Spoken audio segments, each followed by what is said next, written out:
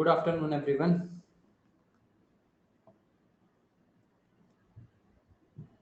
तो last class का दिया गया होमवर्क कंप्लीट हो गया सबका?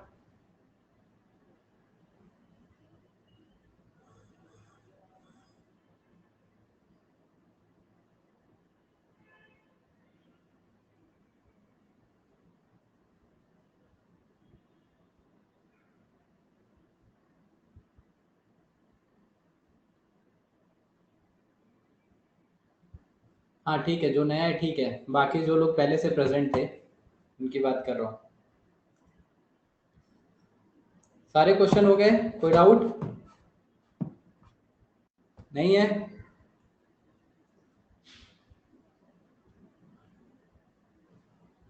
ओके, so last class में number of molecules, when number of molecule is given then how to calculate number of electron, proton और neutron, वो हमने सीखा था।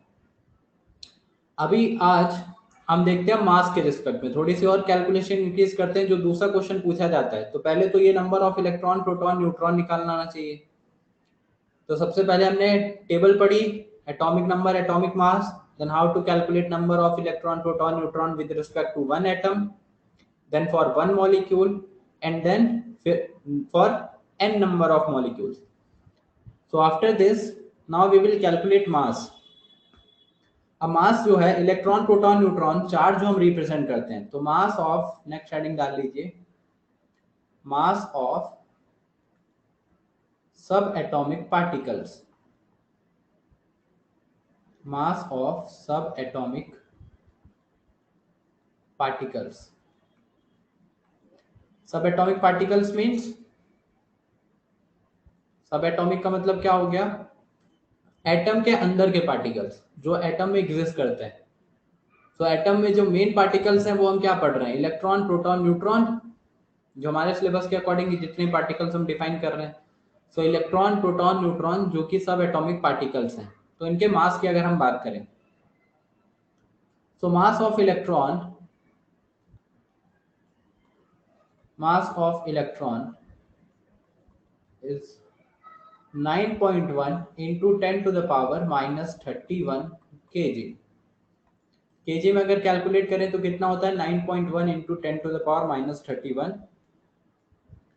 then mass of proton, mass of proton is 1.673 into 10 to the power minus 27 kg। and then mass of neutron, mass of neutron is 1.675 into 10 की power minus 27 kg। सो electron का mass calculate कर लिया, proton का mass calculate कर लिया, neutron का mass calculate कर लिया।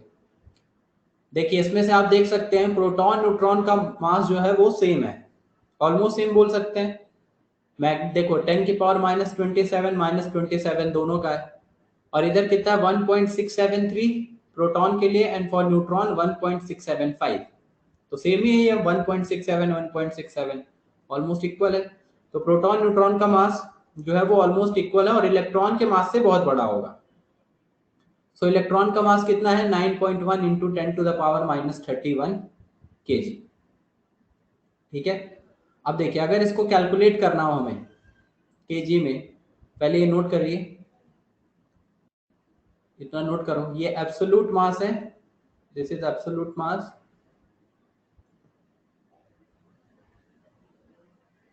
रिलेटिव मास भी आप निकाल सकते हैं, प्रोटॉन न्यूट्रॉन का 1 1 हो जाएगा, and for electron it will be almost 0।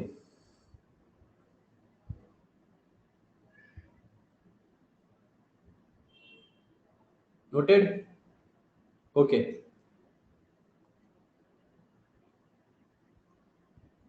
चलिए ठीक है। सो नेक्स्ट, अब देखिए हम क्या ले रहे हैं, क्वेश्चन जो दूसरा मास से रिलेटेड पूछा जाता है वो क्या पूछा जाता है? Calculate the mass of, calculate the mass of one atom of carbon.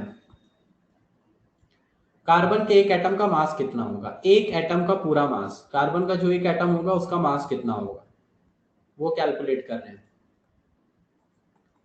अब आपको पता है, हमने टेबल पढ़ा है, कार्बन को हम रिप्रेजेंट कर रहे हैं एटॉमिक नंबर 6, एटॉमिक मास 12, ये सबने टेबल लर्न कर लिया, सबको पता है 6 से 12 होता है, यानी Z हो गया 6, एटॉमिक मास नंबर हो गया 12, और Z 6 है, एटॉमिक मास नंबर है 12। अगर यहां से इलेक्ट्रॉन प्रोटॉन न्यूट्रॉन कैलकुलेट करने को बोला जाए, सो नंबर ऑफ इलेक्ट्रॉन कितना आएगा, नंबर ऑफ इलेक्ट्रॉन होता है Z के equal, which will be equal to 6। Number of proton भी एटॉमिक नंबर के इक्वल होता है, number of electron proton is equal to atomic number, this is 6, and number of neutron निकालेंगे तो क्या आ जाएगा, A minus number of proton, क्योंकि प्रोटॉन प्लस न्यूट्रॉन होता है एटॉमिक मास नंबर। सो यहां से नंबर ऑफ न्यूट्रॉन कितना आ गया, 12 माइनस 6, A की value 12, which will be equal to 6। तो एक एटम के रिस्पेक्ट में इलेक्ट्रॉन पता है, प्रोटॉन पता है, न्यूट्रॉन पता है, 6 6 6, ये हो गया। अब देखो, अगर मैं इस एटम को रिप्रेजेंट करूं, जैसा नॉर्मली हम पढ़ते हैं, हम क्या पढ़ते हैं, प्रोटॉन न्यूट्रॉन कहाँ होता है, सेंटर पे न्यूक्लियस में, यानी 6 प्रोटॉन 6 न्यूट्रॉन न्यूक्लियस में होंगे। फिर हमने पढ़ा है कि इलेक्ट्रॉन जो होता है वो न्यूक्लियस के सराउंड में रिवॉल्व करेगा, और पहले शेल में कितने इलेक्ट्रॉन होते हैं, सबने पढ़ा इलेक्ट्रॉनिक कॉन्फ़िगरेशन 9 10th में, पहले शेल में कितने इलेक्ट्रॉन, 2 इलेक्ट्रॉन, जिसको हम क्या बोलते हैं, के शेल। देन सेकंड में मैक्सिमम कितने जाते हैं, 8।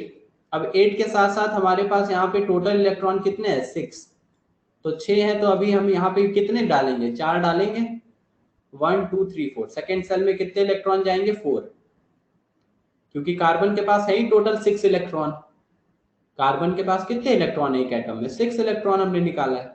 तो 6 इलेक्ट्रॉन में पहले शेल में 2 इलेक्ट्रॉन और दूसरे शेल में 4 इलेक्ट्रॉन, इसको हम बोलते हैं के शेल और इसको हम बोलते हैं एल शेल। तो के एल एम एन ऐसे रिप्रेजेंट करते हैं, ये इसका रिप्रेजेंटेशन हो गया। पहले यहां तक नोट करो, फर्स्ट शेल में हमने दिखाया, सेंटर में न्यूक्लियस दिखाया है, फर्स्ट शेल में 2 ब्लैक कलर के इलेक्ट्रॉन दिखाए हैं, सेकंड शेल में 4, तो टोटल इलेक्ट्रॉन हो गए कार्बन के एक एटम के पास 6 इलेक्ट्रॉन।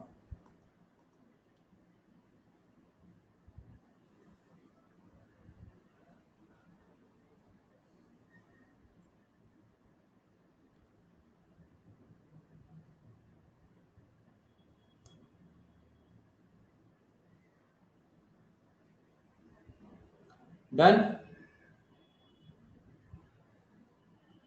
चलो अब देखो, ये अगर आपने नोट कर लिया, अगर हम यहाँ पे एक एटम के मास की बात कर रहे हैं, तो जो एटम है उसको मास कहां से मिलेगा, ये एटम का मास कैलकुलेट कर रहे हैं ना, मास ऑफ वन एटम। जैसे आपको बोला जाए आपके पास एटम है, इस एटम का मास कितना होगा, तो किसी भी बॉडी का जो मास होता है वो किसकी वजह से होता है, उसके अंदर जो भी चीजें प्रेजेंट है ना। जैसे हमारे बॉडी में बोला जाए हमारा मास कितना है, तो वो कहां से आता है, जो बोन्स हैं, जो मसल्स हैं, जो ब्लड है, इन सब के मास, जितनी भी चीजें बॉडी के अंदर प्रेजेंट है, अगर सबके मास को इंडिविजुअली ऐड कर दें तो ओवरऑल बॉडी का मास आएगा। वैसे ही अगर हम एटम का मास निकाल रहे हैं, तो एटम को मास कहां से मिल रहा है, एटम को मास मिल रहा है उसके अंदर प्रेजेंट सब एटॉमिक पार्टिकल से। यानी कि एटम को मास कहां से मिलेगा, जो उसके अंदर प्रोटॉन है, जो उसके अंदर न्यूट्रॉन है, जो उसके अंदर इलेक्ट्रॉन है, अगर सबके मास को हम ऐड कर दें तो हमारे पास ओवरऑल एटम का मास आ जाएगा, क्योंकि एटम इन्हीं सब एटॉमिक पार्टिकल से मिलकर बना है।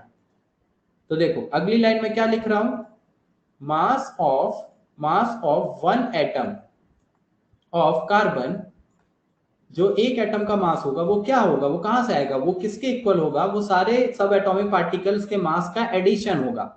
सो mass of one atom of carbon will be equal to mass of 6 electron plus mass of 6 proton plus mass of 6 neutron, क्योंकि एक कार्बन एटम में इलेक्ट्रॉन प्रोटॉन न्यूट्रॉन जो है वो 6 6 6 प्रेजेंट है, और अगर सबके मास को, इलेक्ट्रॉन का मास, प्रोटॉन का मास, न्यूट्रॉन का मास, सबके मास को ऐड कर दिया जाए तो ओवरऑल एटम का मास आ जाएगा। So mass of one atom of carbon will be equal to mass of 6 electron, 6 proton, 6 neutron. अब 6 इलेक्ट्रॉन का मास कैसे आएगा? एक इलेक्ट्रॉन का मास तो हमें पता है, अभी हमने लिखा ना स्टार्टिंग में एक इलेक्ट्रॉन का मास। तो 6 इलेक्ट्रॉन के मास के लिए क्या करेंगे? 6 इंटू मास ऑफ 1 इलेक्ट्रॉन, यही लिखेंगे ना। एक इलेक्ट्रॉन के मास में अगर 6 का मल्टीप्लाई कर दें तो 6 इलेक्ट्रॉन का मास आ जाएगा। सिमिलर वे में 6 into mass of 1 proton plus 6 into mass of 1 neutron, correct है ये।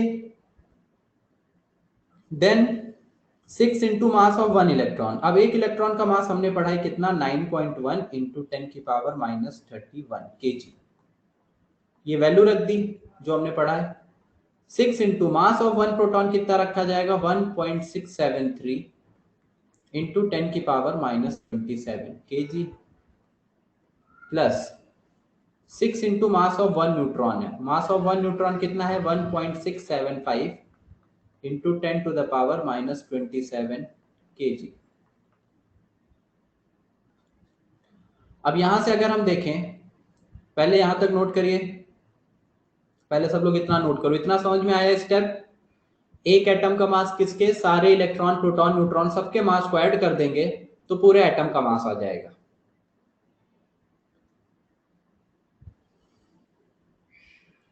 नोट करो ये।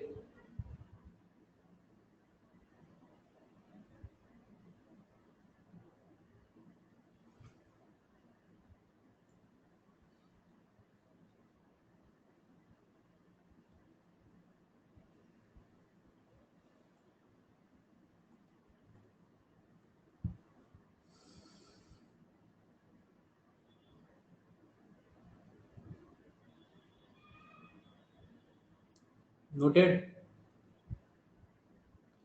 ओके, चलिए देखिए, अब मैं क्या कर रहा हूं, मैं इस पॉइंट को, इस मास को निगलेक्ट कर रहा हूं, neglected,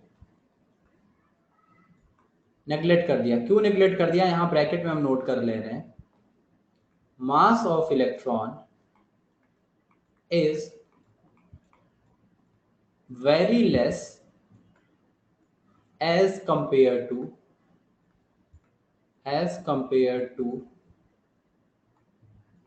mass of proton and mass of neutron, and that's why mass of electron is very less as compared to mass of proton and neutron, and that's why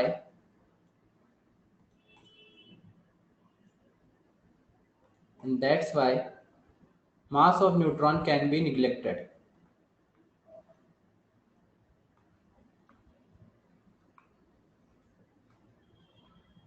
Mass of neutron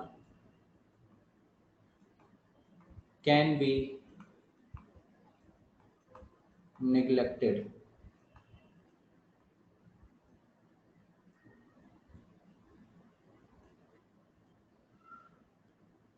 So mass of electron is very less as compared to mass of proton and mass of neutron, and that's why mass of, oh sorry, neutron लिख दिया इधर, this is electron, mass of electron can be neglected.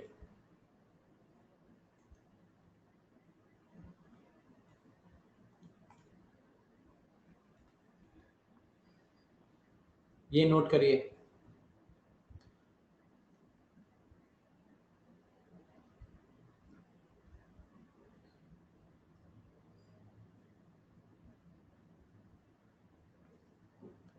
तो electron का जो मास है proton neutron के respect में बहुत कम है, इस वजह से आप इलेक्ट्रॉन के मास को निगलेक्ट कर सकते हैं। अब इसको समझो पहले, अगर आपको याद हो, आपने ये 9th-10th में ये भी पढ़ा है कि जो मास होता है, ये हमने रदरफोर्ड मॉडल में पढ़ा है, 9th क्लास में रदरफोर्ड मॉडल पढ़ाया जाता है। वहां रदरफोर्ड मॉडल में हम ये पढ़ते हैं कि जो मास होता है, रदरफोर्ड ने ये बताया था कि जो एटम का मास होता है वो उसके सेंटर पे, उसके न्यूक्लियस पे होता है।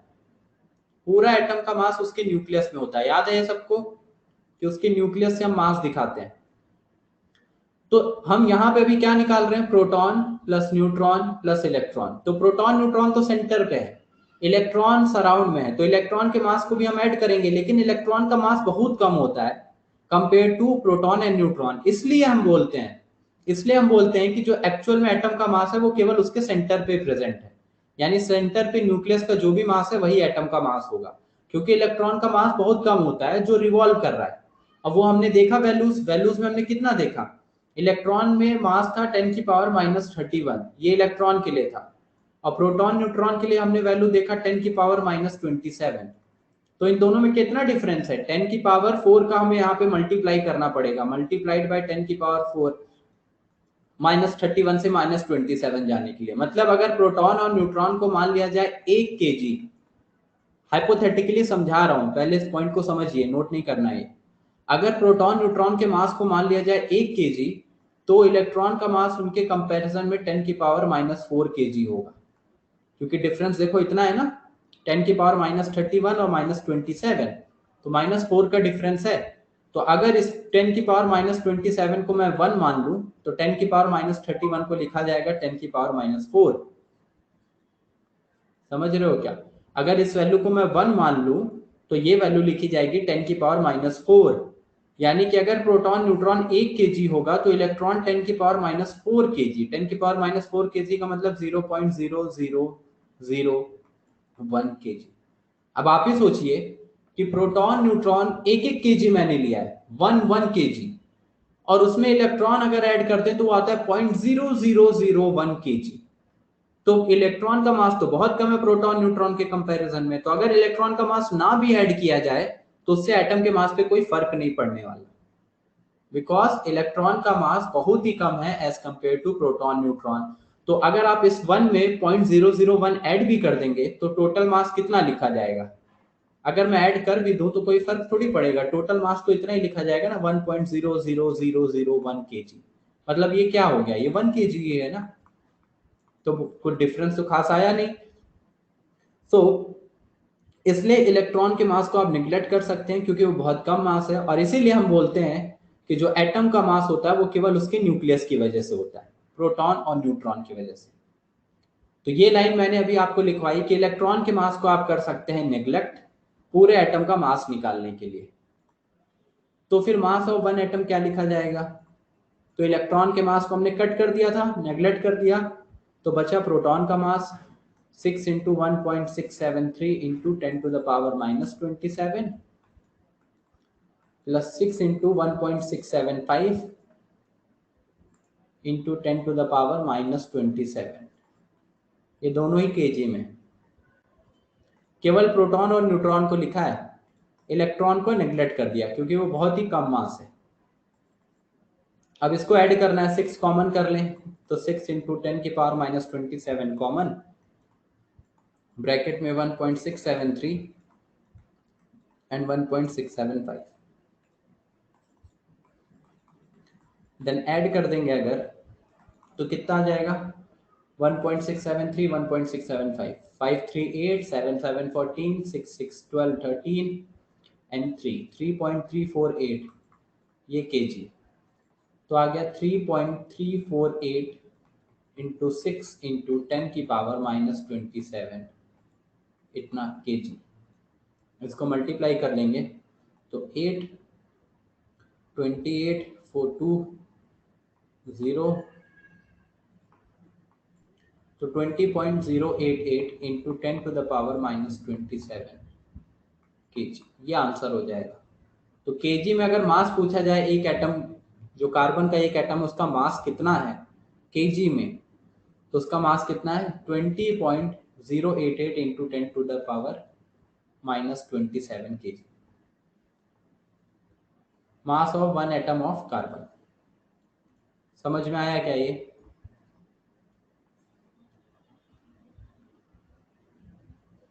क्लियर हुआ?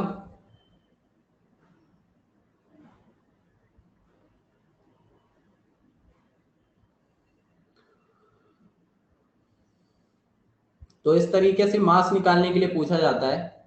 अब ये एक एटम का मास आया, अब आपको याद होगा हमने क्या पढ़ा था लास्ट वीक में, एक एटम के लिए number of electron proton neutron, और जब एक एटम में आपको इलेक्ट्रॉन प्रोटॉन न्यूट्रॉन पता है तो एक एटम का मास कितना होगा वो हम इलेक्ट्रॉन प्रोटॉन न्यूट्रॉन से निकाल सकते हैं। अब जैसे इलेक्ट्रॉन प्रोटॉन न्यूट्रॉन हमने पहले एक एटम के लिए सीखा, फिर एक मॉलिक्यूल के लिए सीखा, और फिर n नंबर ऑफ मॉलिक्यूल्स के लिए इलेक्ट्रॉन प्रोटॉन न्यूट्रॉन कैसे निकालेंगे वो सीखा। वैसे ही मास भी पूछा जाता है। पहले तो एक एटम का मास, फिर एक मॉलिक्यूल का mass, and then n number of molecules हो तो कितना मास आएगा केजी में, वो कैलकुलेट करना होगा। अभी ये एक एटम कार्बन का हमने मास निकाला है। तो कुल मिला के करना क्या है, सबसे पहले हम इलेक्ट्रॉन प्रोटॉन न्यूट्रॉन निकालेंगे, फिर जितने भी इलेक्ट्रॉन प्रोटॉन न्यूट्रॉन है सबके मास को ऐड कर दिया जाएगा। फिर इलेक्ट्रॉन के मास को आप नेग्लेक्ट कर सकते हैं क्योंकि बहुत कम होता है, तो बेसिकली केवल किसके मास को ऐड करना है, प्रोटॉन प्लस न्यूट्रॉन, दोनों के मास को ऐड करके जो वैल्यू आएगी वही एक एटम का मास होगा। क्लियर, नोट कर लीजिए यहां तक।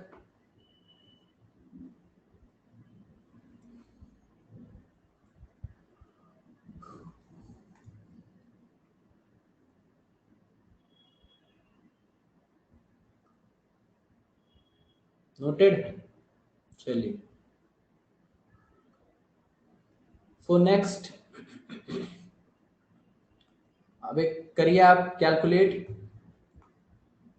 Calculate the mass of one atom of sulphur.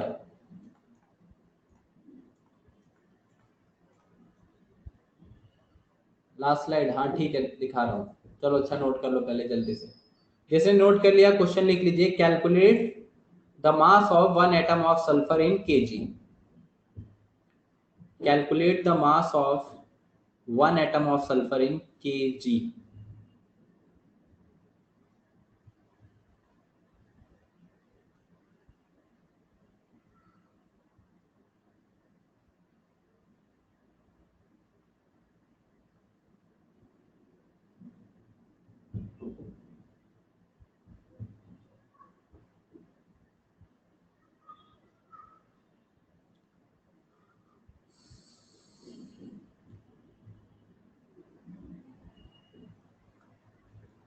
Calculate the mass of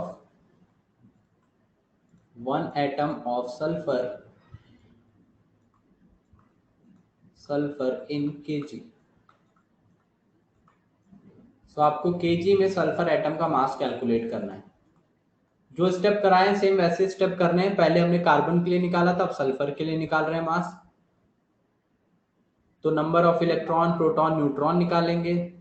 sulphur को कैसे रिप्रेजेंट करते हैं, atomic number of sulphur is 16, atomic mass 32। तो पहले एटॉमिक नंबर निकालिए, देन एटॉमिक मास नंबर से इलेक्ट्रॉन प्रोटॉन न्यूट्रॉन, फिर सबके मास को ऐड किया जाएगा, and then final answer KG में आएगा। कैलकुलेट करके बताइए आंसर कितना आ रहा है।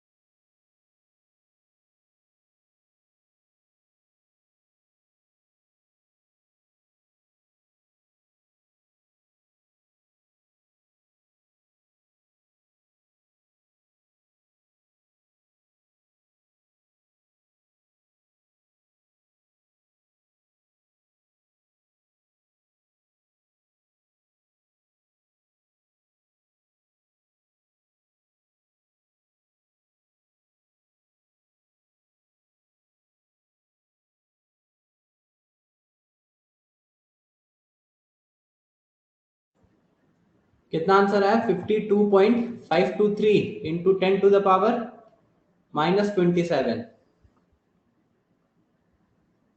-2 ये किसका है साहिल? 53.568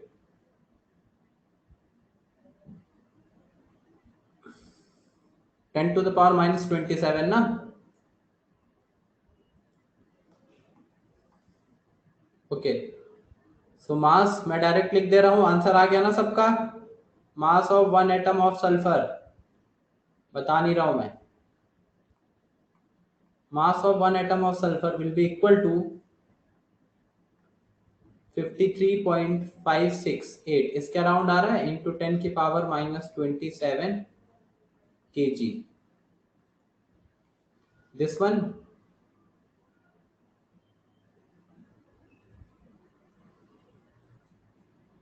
ठीक है। तो ये एक एटम के लिए आ गया इसके अराउंड। चलो, तो ये आ गया सबका आंसर। अभी नेक्स्ट करते हैं, मास ऑफ, अब कैलकुलेट करते हैं मास ऑफ वन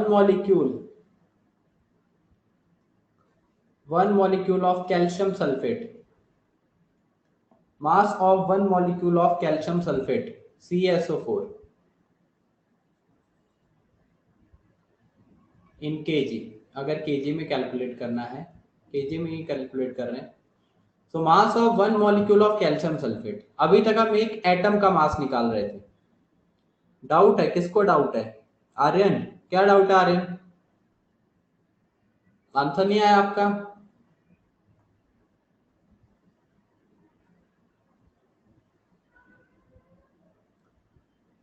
तो क्या गलत किया आपने? इलेक्ट्रॉन निकाले, इलेक्ट्रॉन प्रोटॉन न्यूट्रॉन कितने आए? 16 16 16। फिर इलेक्ट्रॉन के मास को हटा देंगे तो क्या बचेगा? प्रोटॉन एंड न्यूट्रॉन, प्रोटॉन भी 16 न्यूट्रॉन भी 16, फिर दोनों को ऐड करना है। चलो ये अभी मैं कराता हूँ, तब तक बता देता हूँ जिसका आंसर नहीं आया। चलो एक बार देख लीजिए जल्दी से, मैं पूरा नहीं करूंगा क्योंकि सबका आंसर आ गया है। जिसका नहीं आया बस एक दो स्टेप बता दे रहा हूँ। तो मास जब कैलकुलेट करेंगे, मास of one atom of sulphur, तो आएगा 16 इलेक्ट्रॉन 16 प्रोटॉन 16 न्यूट्रॉन। 16 इलेक्ट्रॉन हटा देंगे तो बचेगा केवल कितना? Mass of 16 proton plus mass of 16 neutron. उसके बाद वैल्यूज पुट कर दीजिए। 16 इंटू प्रोटॉन का मास 1.673 इंटू 10 की पावर -27, और यहाँ आ जाएगा 16 इंटू 1.675 इंटू 10 की पावर -27।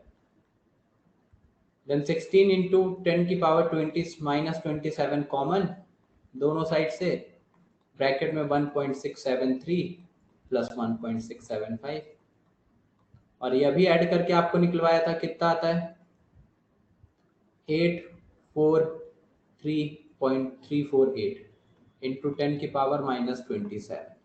अब ये 3.348 को अगर इसमें मल्टीप्लाई करेंगे 16 में, 3.348 मल्टीप्लाई करिए तो ऑलमोस्ट देखिए जितना सबका आंसर आ रहा है उसी के अराउंड आ जाएगा। 53.34 जो भी आ रहा है, 53.568 जैसे बाकी लोगों ने निकाला है, तो 56 के अराउंड आ जाएगा इंटू 10 की पावर -27 kg। ये आंसर मल्टीप्लाई कर लो इसको, 16 इंटू 3.348, ठीक है? Clear?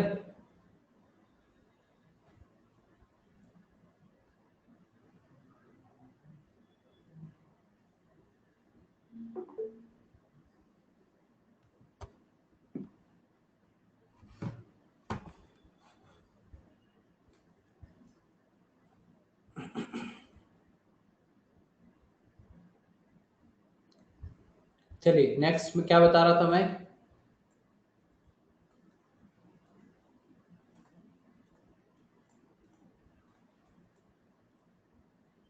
Calculate the mass of one molecule of calcium sulphate. अभी एक मॉलिक्यूल का निकालना है, एक एटम का नहीं, पूरे एक मॉलिक्यूल का हमें क्या निकालना है, mass. Calculate the mass of one molecule of calcium sulphate. कैसे कैलकुलेट करेंगे अब इसको? अब इसको कैलकुलेट करने के लिए अब पूरे मॉलिक्यूल में जो जो एटम हैं, जितने भी एटम हैं, उन सब में टोटल इलेक्ट्रॉन कितना होगा, टोटल प्रोटॉन कितना होगा, टोटल न्यूट्रॉन कितना होगा। तो टोटल इलेक्ट्रॉन प्रोटॉन न्यूट्रॉन निकाला जाएगा। और वो कैसे निकालते हैं वो हमने पहले पढ़ रखा है। एक एटम में भी हमने इलेक्ट्रॉन प्रोटॉन न्यूट्रॉन निकालना सीखा है, एक मॉलिक्यूल में भी हमने सीखा है ना, लास्ट वीक में यही पढ़ा था। तो एक मॉलिक्यूल में कितने इलेक्ट्रॉन प्रोटॉन न्यूट्रॉन होंगे वो निकालेंगे टोटल, और फिर सबके मास को ऐड कर देंगे, तो पूरे मॉलिक्यूल का मास आ जाएगा। तो सबसे पहले अगर हमें यहां पे सॉल्व करना है तो हम for one molecule of calcium sulphate, for one molecule of calcium sulphate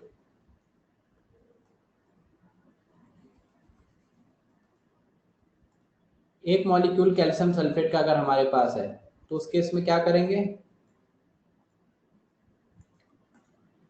calcium लेंगे, सल्फर लेंगे, ऑक्सीजन, नंबर ऑफ इलेक्ट्रॉन निकालेंगे।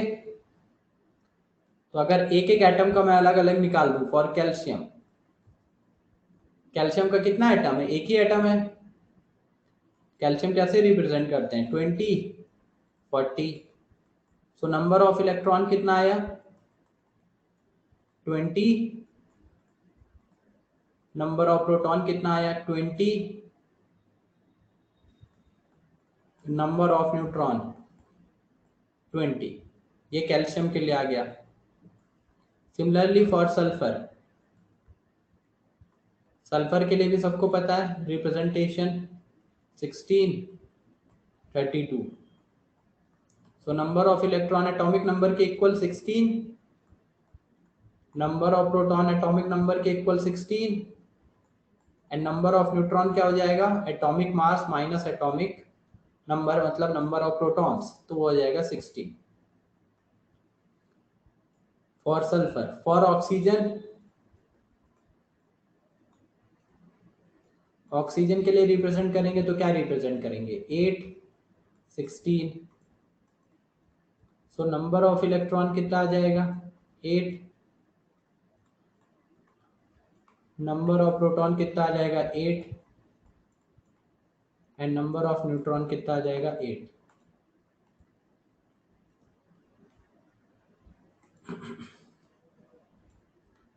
ठीक है, नोट कर लीजिए इतना, पहले इतना नोट कर लो।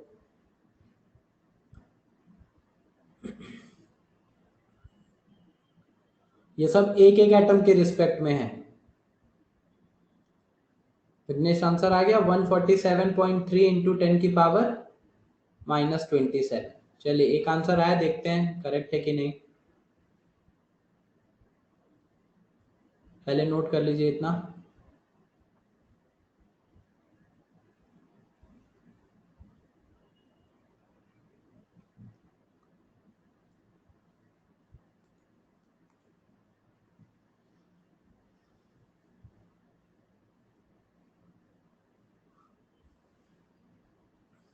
पिता का आंसर आया 227.6 इंटू 10 की पावर -27। चलिए तो दो ऑप्शन आ गए हमारे पास।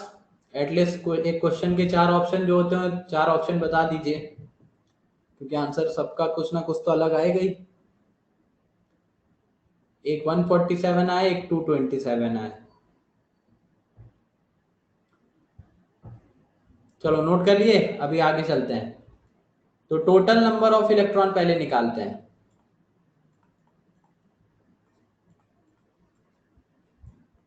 Total number of electron in one atom. So total number of electron in one atom अगर हम कैलकुलेट कर रहे हैं, sorry one molecule of CaSO4, total number of electron in one molecule of CaSO4, तो कितना आ जाएगा, एक मॉलिक्यूल में CaSO4 में कितने नंबर ऑफ इलेक्ट्रॉन होंगे। सल्फर के, कैल्शियम के इलेक्ट्रॉन कितने, 20, सल्फर के इलेक्ट्रॉन कितने, 32, और ऑक्सीजन 4 है, और एक ऑक्सीजन एटम में हमने 8 लिखा है। तो 4 ऑक्सीजन एटम में 4 × 8 इलेक्ट्रॉन आ जाएगा। तो कितना आ जाएगा 20 + 32 + 32 84 इलेक्ट्रॉन। सिमिलर वे में total number of proton in 1 molecule of calcium sulphate, वो भी सेम आ जाएगा 20 प्रोटॉन 32 प्रोटॉन, सॉरी 16 था ना यहाँ पे सल्फर के लिए 16 इलेक्ट्रॉन, ये 16, यहाँ 16 इलेक्ट्रॉन प्लस 32, सल्फर 16 था, कैल्शियम 20 था और ऑक्सीजन 8 × 4, ये कितना आ जाएगा 68 इलेक्ट्रॉन। ये हम निकाल भी चुके हैं पहले भी 68, और यहाँ भी निकालेंगे तो 68 प्रोटॉन आ जाएगा। 16 proton plus 4 × 8 proton 68 proton. Then total number of neutron in 1 molecule of calcium sulfate, this will be equal to 20 neutron plus 16 neutron plus 4 × 8 neutron, this is 68 neutron. तो इलेक्ट्रॉन आ गया, प्रोटॉन आ गया, न्यूट्रॉन आ गया। अब सबके mass को add कर दो, 68 proton 68 neutron 68 electron. तो टोटल मास जब निकालेंगे तो अब इलेक्ट्रॉन के मास को तो निगलेक्ट करना है। So total mass of one molecule will be equal to mass of 68 proton plus mass of 68 neutron। Values put कर देंगे।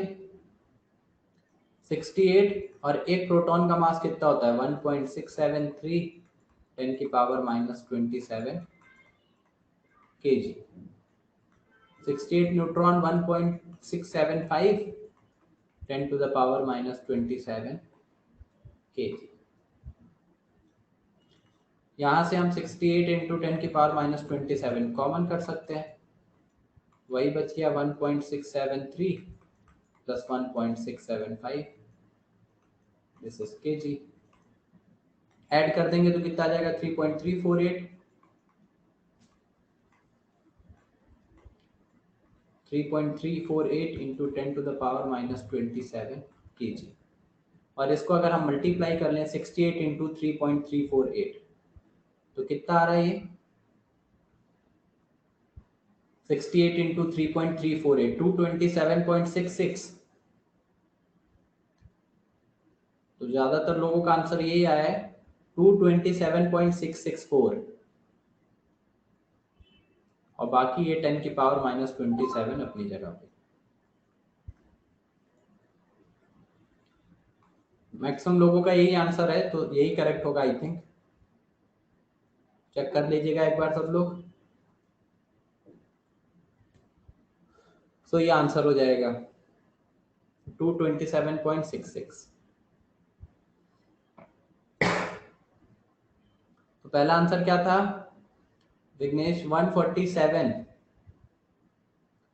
अर्पिता 227.66, ठीक है आपका करेक्ट है, बाकी सबका फिर करेक्ट है। प्रणीता 27 आया आपका,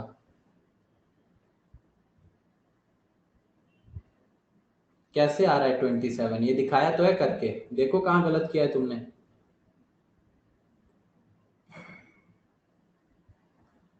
कैलकुलेट करके दिखाया है ना पूरा, यहाँ से मैच करिए कहाँ पे गलत किया आपने। 68 प्रोटॉन आए टोटल, 68 न्यूट्रॉन आए, 68 प्रोटॉन न्यूट्रॉन के मास को ऐड करना है।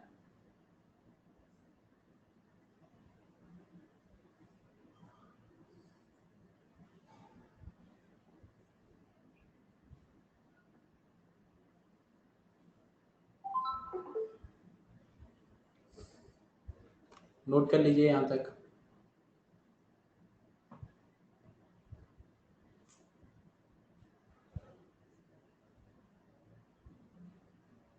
डन। प्रीवियस स्लाइड, चलो प्रीवियस स्लाइड भी देख लो एक बार। टोटल नंबर ऑफ इलेक्ट्रॉन निकाले हैं, टोटल नंबर ऑफ प्रोटॉन्स निकाले हैं।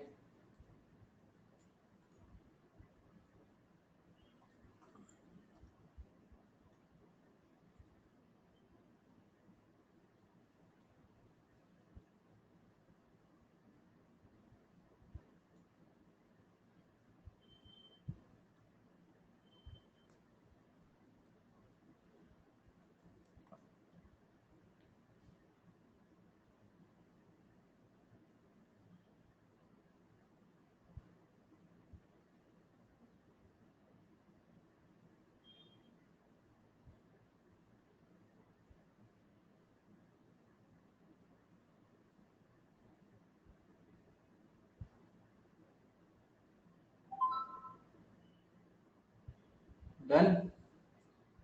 अभी समझ में आया पंडित आपका क्या गलत किया था?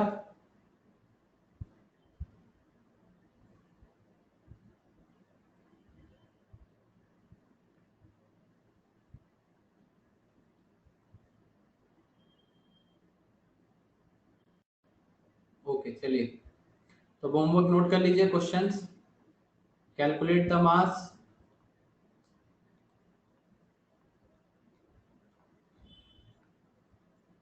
calculate the mass of the given substances. Calculate the mass of the given substances.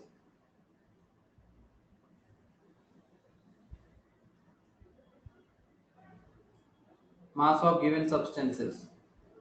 First,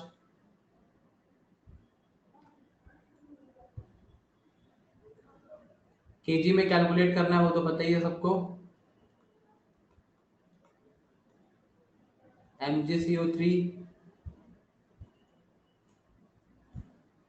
second,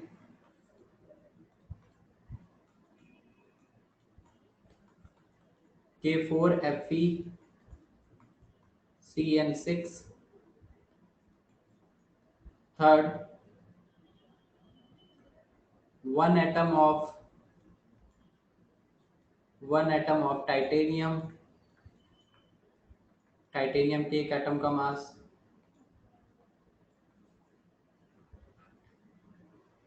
इन सब के लिए मास कैलकुलेट करना है आपको।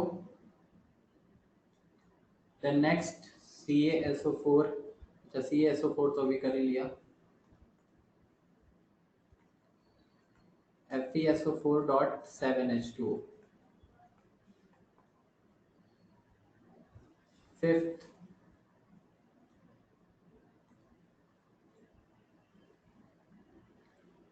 और क्या क्या हमने किया था, अमोनियम कार्बोनेट, जो जो कंपाउंड लिखे थे वो ले रहा हूँ। Ammonium sulphate 6, 1 atom of zinc 7, 1 atom of chromium 8, 1 atom of aluminium 9। ये 1 एटम है, बाकी सीधा मॉलिक्यूल्स के एक एक मॉलिक्यूल्स लिए गए, जो भी मॉलिक्यूल दिखाए गए। यहाँ ले लीजिए CuSO4 copper sulphate, then 10th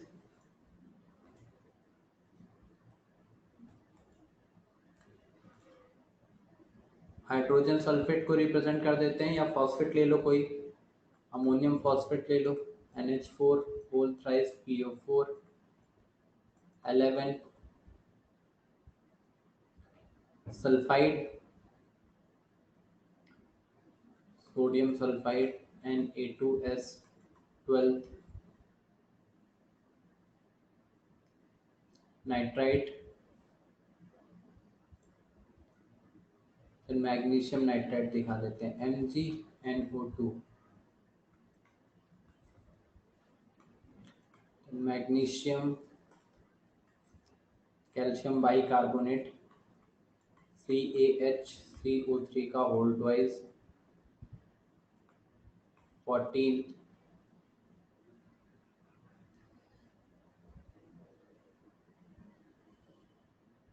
14th एक एटम के लिए रिप्रेजेंट कर देता हूँ। कितने हो गए 1 2 3 4 5 6 7 8 9। तो एटम के लिए लिख लीजिए 1 atom of organ and 15th 1 atom of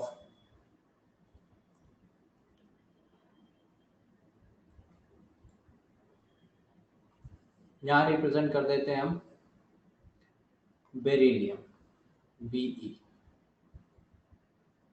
1 atom of beryllium.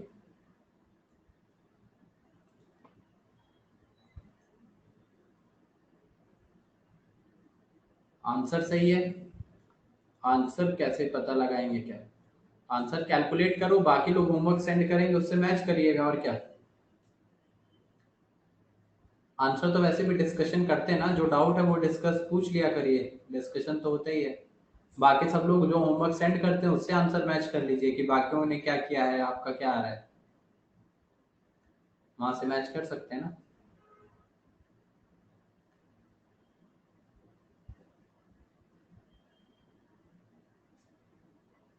हाँ तो होमवर्क सेंड करना है, होमवर्क सेंड करने को मैंने बोला था सबको, ग्रुप पे किसी ने सेंड नहीं किया था लास्ट टाइम, वही मैं अभी बोल भी रहा था। डाउट ग्रुप पे बोला था मैंने होमवर्क सेंड करने के लिए। अभी जो लोग पहले पहले कुछ लोगों ने सबमिट किया था, फिर कल वाला सैटरडे वाला होमवर्क किसी ने नहीं सबमिट किया था। अभी आज का होमवर्क सब लोग सबमिट करेंगे इस पे, ठीक है।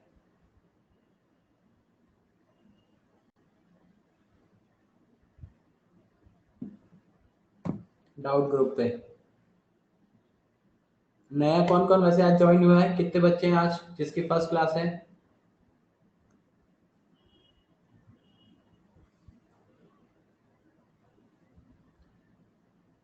ओनली वन स्टूडेंट, रंजीत, और कोई नहीं? आर्यन,